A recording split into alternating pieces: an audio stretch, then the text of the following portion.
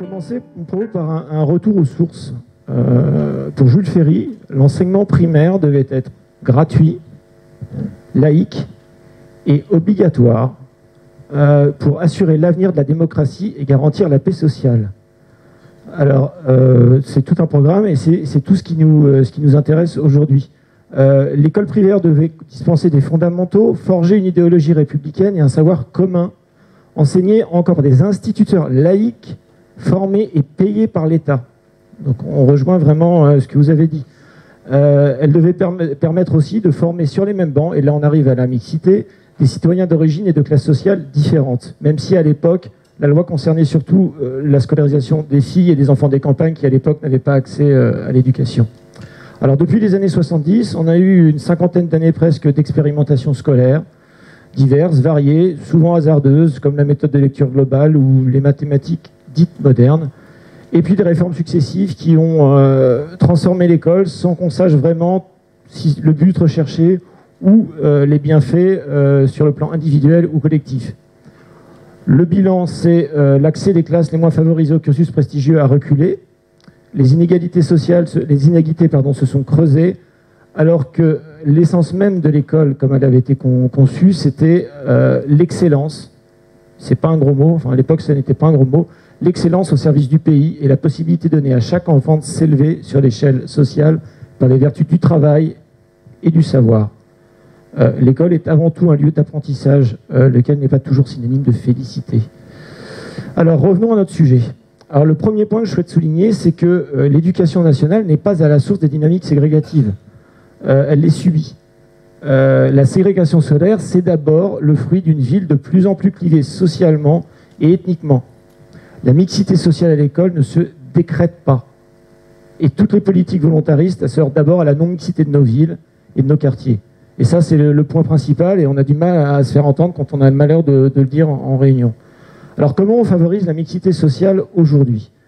Alors, il me semble que certains de nos politiques abordent la question de la mixité sociale à l'école de la mauvaise façon. Au lieu de se demander comment obliger les élèves de classe sociale favorisée à être scolarisés dans certains établissements, comment les empêcher d'essayer de quitter des établissements, comment les empêcher peut-être d'aller dans des établissements privés sous contrat, comment inclure les privés sous contrat sous une politique d'affectation globale. Peut-être pourrait-on se poser les vraies questions. Et à mon sens, les vraies questions, c'est d'abord pourquoi le public attire moins qu'avant, pourquoi des familles traditionnellement attachées à l'enseignement public et laïque, dont les enfants n'ont pas de problème, se tournent vers l'enseignement privé.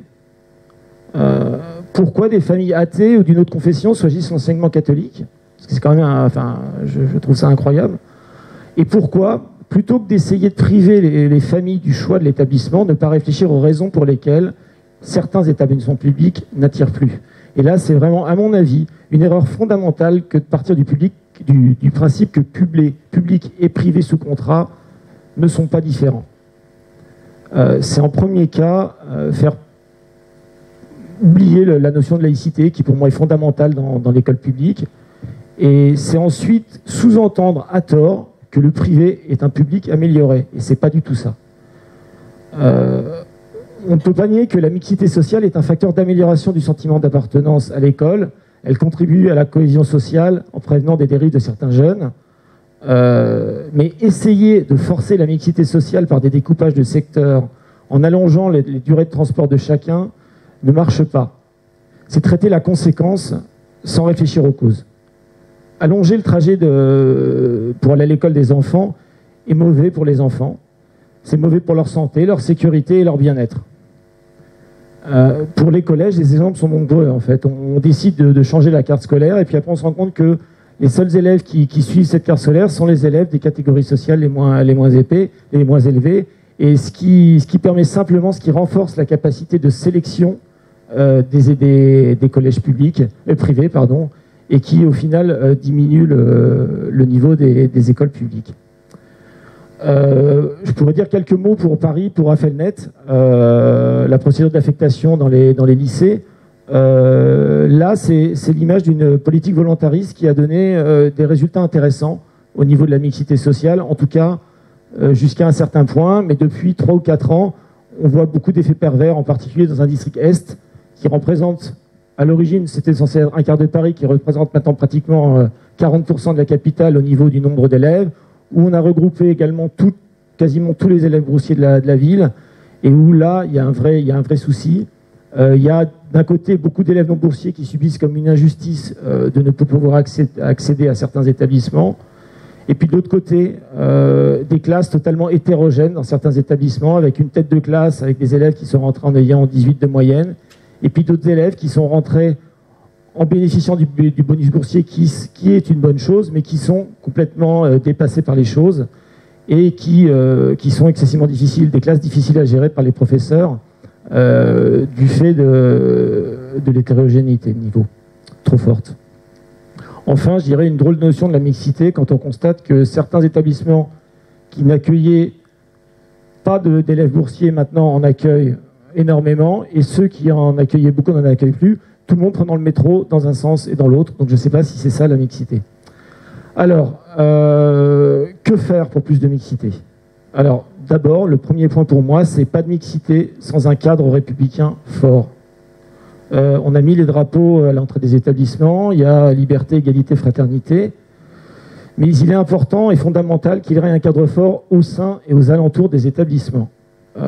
C'est le premier lieu de socialisation pour nos enfants. On doit faire fi des particularités de chacun à l'intérieur de l'école. Et les règles communes doivent être impartiales. Les problèmes de sécurité aussi dans ou autour des lycées, que ce soit à Paris, en banlieue ou en province, dont la presse se fait écho régulièrement, sont inacceptables. Les violences qu'on voit autour des établissements, pour des raisons parfois complètement déconnectées des lycéens, organisées souvent par des minorités d'élèves qui ne sont même pas scolarisés dans les établissements, sont inacceptables et renvoient une image terrible, non seulement des écoles, mais également de la République. La sécurité des enfants, c'est de très loin la première préoccupation des parents. Et les images qu'on voit parfois, quand on les voit, comment peut-on critiquer des parents qui se tournent vers le privé parce qu'ils se demandent si leurs enfants seront en sécurité dans les établissements publics. Et la conséquence, encore une fois, c'est de laisser les plus fragiles dans le public. C'est un cercle vicieux. Ensuite, je me dois d'en parler, mais comment réaliser la mixité si certaines communautés se sentent exclues de l'école publique dans certains quartiers? Dès 2004, le rapport Aubin relevait que dans certains quartiers, les élèves de confession juive avaient totalement disparu des écoles publiques. L'inspection générale, dès 1996, dans un rapport sur les ZEP, indiquait que le principal d'un collège de Lyon avait été obligé d'organiser le départ en cours d'année des 2 derniers élèves juifs d'un établissement. Voilà, donc quand je parle de cadre républicain fort, je parle aussi du respect absolu des personnels par les élèves et leurs familles. Je vous le disiez, c'est le fondamental. Le professeur, le maître, dont l'image dans la société a été tellement malmenée, dont la noble mission est d'aider à façonner des adultes responsables, il doit être respecté par tous. Le respect, c'est aussi le respect dans la société et à l'intérieur des classes. Quand on estime que en ZEP, les enseignants passent 21% du temps de classe à l'instauration et au maintien d'un climat de classe favorable, alors que dans le privé, il semblerait que ça soit 12%, on se rend compte que les élèves qui ont le plus besoin de cours, quand ils font 3 heures de français dans le privé, ils n'en font que 2h30 en ZEP. C'est terrible. Alors vous allez me dire que c'est une conséquence de la non-mixité sociale. Peut-être, mais quels que soient les élèves, les familles et les origines, tout le monde doit respecter le professeur. C'est le représentant de l'État et il est là pour aider les enfants à s'en sortir. Maintenant, on peut parler des dernières réformes qui n'ont pas vraiment aidé la mixité. Alors au premier rang, de loin, la réforme des rythmes scolaires. Elle a provoqué une ruée de nombreux parents vers le privé. Loin des objectifs théoriques d'adapter le rythme scolaire sur le rythme chronobiologique des élèves, elle a rallongé le temps en classe, elle a multiplié les intervenants et elle a amené du stress et de la fatigue en plus aux enfants, et de la difficulté d'organisation aussi aux familles. Alors, les écoles privées n'étant pas obligées d'appliquer cette réforme, elles ont bien évidemment attiré de nombreux parents. Et on le voit, nous, dans nos associations, il y a beaucoup de parents qui ont fait le choix, alors qu'ils étaient très attachés au public, de mettre leurs enfants dans le privé parce que voilà, c'était beaucoup plus simple. Ensuite, la réforme du collège. Alors là, c'est pas à vous que je vais tout expliquer, mais la baisse des objectifs, la diminution du nombre d'heures hebdomadaires, la disparition des sections bilingues européennes, la disparition des langues anciennes ou presque, l'institutionnalisation de l'accompagnement personnalisé en classe entière, et j'insiste sur la classe entière, tout ça, chacun d'entre nous est conscient des conséquences mortifères de cette réforme, sur tous les élèves, mais encore plus sur les plus vulnérables. On nous dit que le latin, le grec, la grammaire, la géométrie sont discriminantes. C'est insulter les élèves et leurs familles, mais avant tout insulter les élèves. À partir du moment où on interdit à l'école de transmettre la culture au motif qu'elle est discriminatoire, c'est là qu'on rend l'origine sociale la plus discriminante que jamais. Les sections bilingues européennes, les groupes de langues anciennes, étaient particulièrement importantes pour les élèves pour les quartiers difficiles. Elles offraient la possibilité à tous les élèves qui en avaient les capacités et l'envie d'aller plus loin. Et elles renforçaient, alors je sais qu'on ne peut pas dire le mot, mais elles renforçaient quand même l'attractivité des élèves.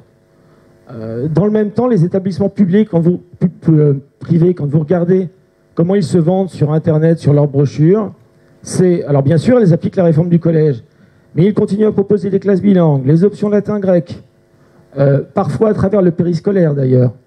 Et donc contournent la réforme. Elles insistent sur la prise en charge des élèves en difficulté, les élèves précoces, le climat propice aux études, la pédagogie personnalisée et les rythmes scolaires. Comment rivaliser, malheureusement? Tout ça n'est plus mis en avant dans l'école publique. C'est la confiance en la qualité d'un établissement qui détermine le comportement des familles. Des classes homogènes de très bon niveau pourraient être plus favorables à la réussite scolaire de certains élèves, les plus forts. Et c'est ça qui explique la réticence de certaines familles avec les établissements publics. C'est là que la question de la baisse de performance doit être clairement posée, et ainsi que l'augmentation des lacunes dans les matières fondamentales. Alors qu'attendent les familles de l'école? Qu'est-ce qu'elles veulent? Non. Je suis convaincu que la grande majorité des familles ne cherchent pas l'entre-soi.